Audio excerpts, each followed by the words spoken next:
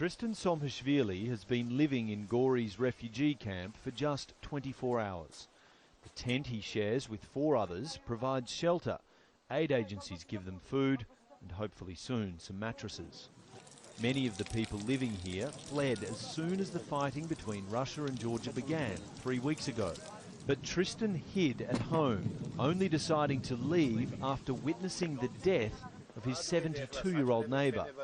He says he saw the old woman being drowned by 3 South Ossetian soldiers serving in the Russian military.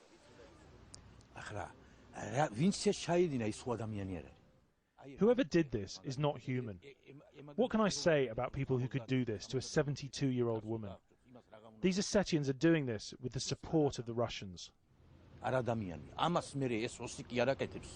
He says her crime was that she was South Ossetian but married a Georgian and chose to live peacefully among them instead of the breakaway province. It's impossible to verify the story independently. Our attempts to visit the village ended at a Russian checkpoint. The well-dug-in post is at least 20 kilometres on Georgia's side of the border, in clear violation of the ceasefire agreement. Russian President Dmitry Medvedev says military posts like these are part of a buffer zone required around the border. But Tristan Somhashvili has a clear message for him. I would tell Medvedev to leave my country alone. Georgia is an independent country and Russia has no right to intervene in our internal affairs. Nobody in this camp knows when or if they'll ever return home, but life goes on as best it can.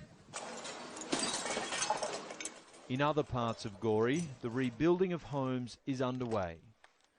Locals say a Russian airstrike killed 5 people in this building and 4 in the one next door.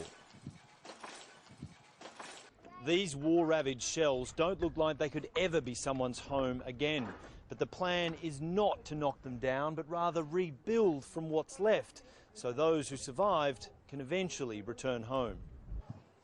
Repairing the building is much easier than erasing the memory of the day the bombs fell, but some are ready to try and move on.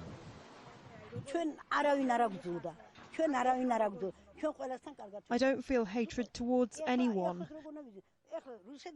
Russians, Ossetians and Armenians all live here.